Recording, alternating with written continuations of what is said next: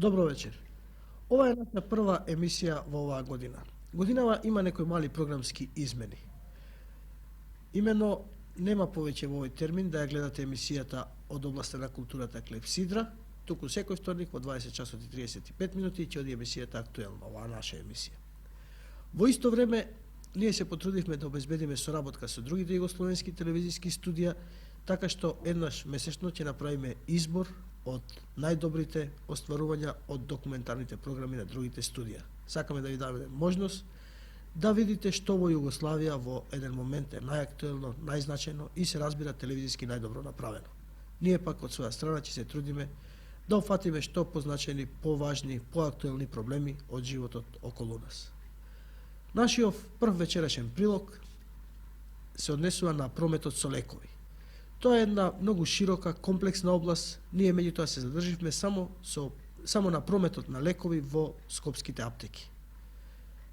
Ни се чини дека проблемите се слични и во другите градови во Републиката. На нашата молба многу љубезно се одзва на разговор во студиото директорот на интегрираните скопски аптеки, магистерот по фармација Лазар Толов. Другар Толов, како директор на скопските аптеки, на интегрираните аптеки скопски сега во едно предпријатие, ве поканивме во нашето студио на еден разговор. Не сакам да сватите, мислам да сакаме да разгледаме некои проблеми од аптекарската служба, меѓутоа не сакам да сватите дека сте ставени на нешто што ќе личи на обвинителна клупа. Сакаме заеднички некои проблеми да ги разгледаме.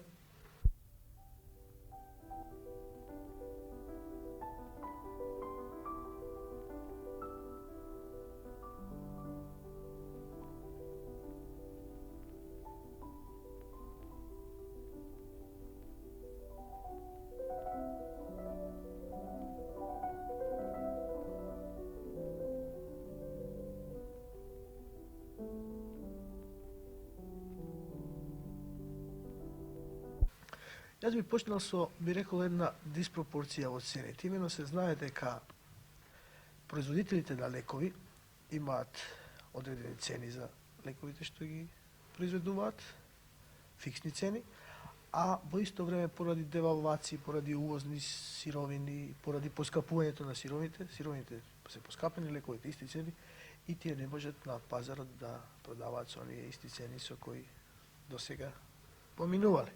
Дали поради една ваква диспропорција на цените во Скопје се случува да нема некој значаен лек во апотеките од време на време? Ја пред се благодарам на пажњата и вниманието кое ми го поклонивте. На ово прашање можам да кажам следното. Во градските апотеки Скопје може да се чувствува недостаток на одредени лекови управо поради чести девалвации кои настанаа. Погодена е комплетно целата фармацеутска индустрија во Југославија на одредени лекарства кои што се произведуваат и особено на лекарствата кои што се регистрирани во Југославија до 1965 година. Имено станува збор. Светската цена на тие сировини лекови што се припремат е далеко поскапа. И одредени куќи, фабрики за производство на лекови кои што произведуваат доваѓаат во таква ситуација да или да произведуваат загуби во собствените куќи, или да одредени лекарства да од време на време на тржишто или на пазарот, подобро да се израза, се чувствува недостаток. Пример само да наведам, во колку одредена фармацеутска фабрика произведува одреден лек кој што е регистриран до пред 1965 година, ако произведел 1000 паковка од дотичниот лек, он е принуден што помалку да произведе, Да не би произведувал загуби. Да не би произведувал загуби, и од тие разлози се јавуваат одредени недостатоци на одредени лекарства, значи во аптеките. Дали се донесени тие во една тешка ситуација, мислам осигурениците здравствени, на кои им требаат лекови, поготово на потешки болни, кои им требаат значајни овие лекови, поважни лекови? Баш управо тука настанува оноа трчење од аптека до аптека. Барање на лекови, а тие лекови ги нема. Тоа не е некоја голема група на лекови, али чинјеница дека болниот пациентот го бара тој лек.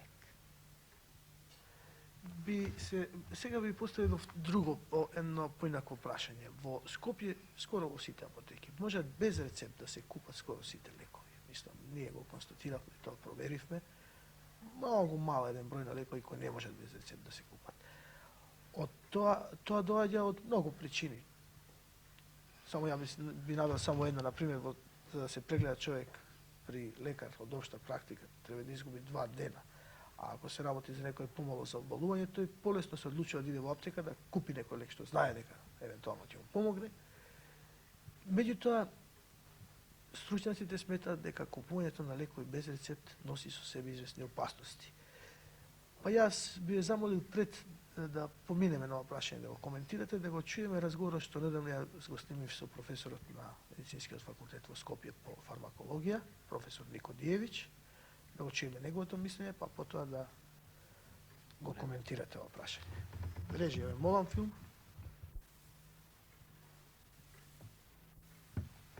Професоре Никодиевич, ние ве замоливме да дојдете овде во нашето студио на еден мал разговор.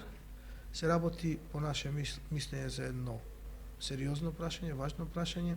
Вие сте некој професор по фармакологија на Скопскиот медицински факултет. Не знам, веројатно и вие знаете дека многу аптеки во Скопје, некои од нив продаваат лекови без лекарски рецепт. Може човек едноставно да влезе во аптека за пари да купи лек, и тоа еден широк асортиман на лекови. Дали оваа материја правно регулирана, дали постојат некои прописи за прометот со лекови и дали се кршат тие прописи? Да. Пропишување и издавање на лекови е регулирано со интернационални конвенции и со државни прописи. Согласно на тие регулативи, лекови со слабо дејство и индиферентни лекови може да се добијат по слободна, така наречена рачна продажба во аптеките. Меѓутоа, сите останали лекови со појако дејство не може да се добијат слободно, може да се издадат само на одговарајќи рецепт. Причини за вака строги регулативи се чисто стручни и произлегуваат од интереси на пациентите. Прво, лекот треба да биде соодветен на болеста, значи за адекватна болест и адекватен лек. Второ, дозирањето и начин на апликација исто така треба да биде регулирано и соодветно. Познато е дека, например, дозирањето поредоставно зависи од возраста, пол и кондиција на пациентот. И конечно, треба да се води сметка за опасност од појава на токсични алергични симптоми. Меѓутоа, во последните години и во други земји, а и кај нас, доаѓа се почесто до кршење на овие прописи. Причините се сигурно барем две глобално земено. Првата е во фармацеутската индустрија. Од година на година конкуренција меѓу фармацеутските фирми се интензивира и фабриките настојуваат нивните производи што поедноставно и поекспедитивно да дојде до потрошачот. Второ, аптеките се исто така заинтересирани за што поголем промет, бидејќи од тоа непосредно зависи нивната материјална екзистенција и просперитет. Тоа доведува до една ситуација да во некои наши аптеки стварно може да се добијат во слободна рачна продажба и лекови кои иначе смеат да се издадат само на рецепт. Така, например, психомоторни, депресивни или транкилантни средства, резерпин, мепробамат, атаракс, седоксазин, фенотиазин и разни други лекови. Потоа, психомоторни стимулантни средства, као, например, тофранил, триптизол, онда амфетамин и други. После антибиотици, стрептомицин, пеницилин, па дури канамицин и хлорамфеникол. Понатаму антихипертензивни средства, као што е алдомет, бирезид, трирезид и други. Понатаму хормони некои, стилбестрол, прогестерон, онда синтетски кортикостероиди и разни други лекови можат да се добијат во слободна, односно рачна продажба.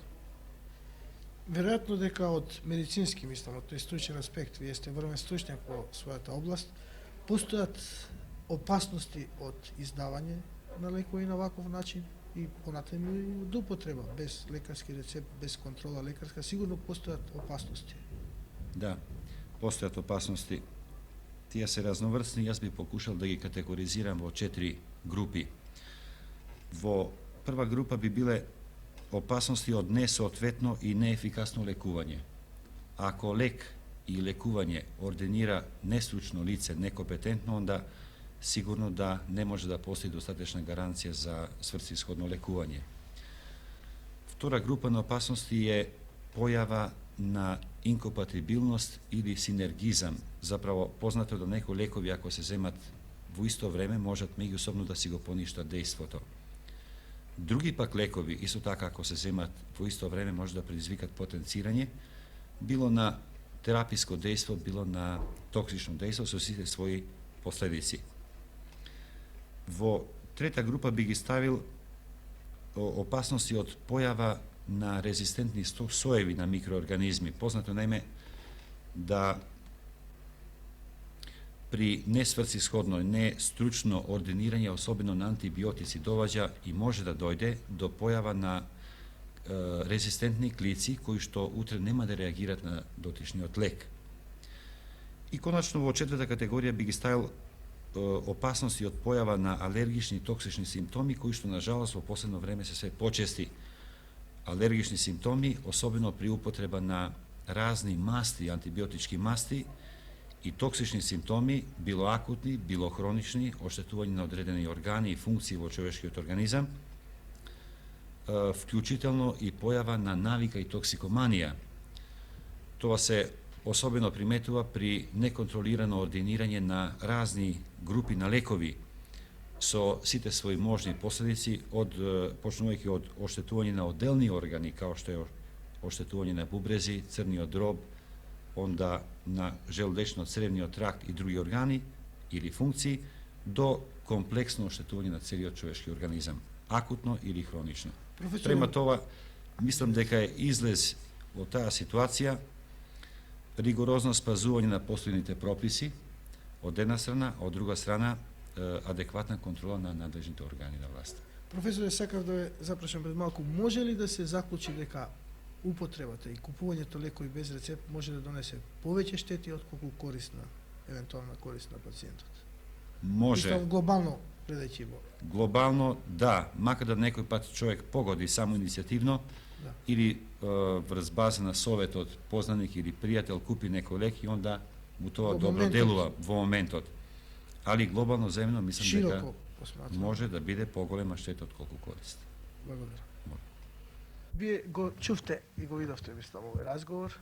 Професорот Нико Дивич говори за известни опасности од тоа продавање. Што мислите вие? Дали има опасности од продавањето лекови без лекарски рецепт?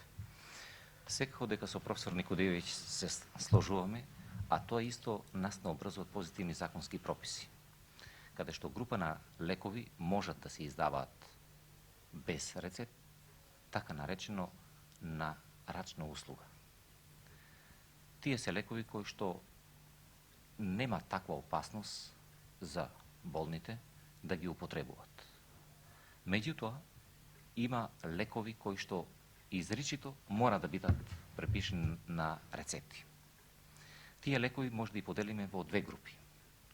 Лекови кои што се со изричито јако делување и морат точно да биде пропишаната доза, количината на лекот кој што треба да го употребе болниот. Другата група можеме исто така да кажеме дека е од појако дејство, меѓутоа имаме проблеми, особено значи во денешно време, каде што нивото и разбирањето на луѓето, културата, начинот, опходањето кон лекот, доваѓаме во една незавидна положба фармацеутот кој што работи на рецептура. Има моменти каде што се издават и лекови без рецепта, кој што е потребно да се наведе рецепт. Не можеме да се ослободиме од пациентите, од болните, кои што изрично захтеваат од разлози, што не му се чека во амбулантите, кај лекарот на општа практика, и доваѓа директно во аптеката, јас знам што мене ми е потребно и вие морате да ми го дадете тој лек. Фармацеутот тука доваѓа стварно во конфликт со законот и со самиот себе, со својот кодекс, со својата етика. Покушаваме да им објасниме, да ги упатиме и да ги вратиме. Али во некој случај се дешава да издаваме и од тие лекови без рецепт. Мислите дека тоа и натаму веројатно ќе се одвива како практика? Па ние не би сакале да биде тоа практика. Ние ќе се трудиме и понатаму во нашите аптеки да по возможности го сведиме на што помал обим да се издадат лекарства без рецепти.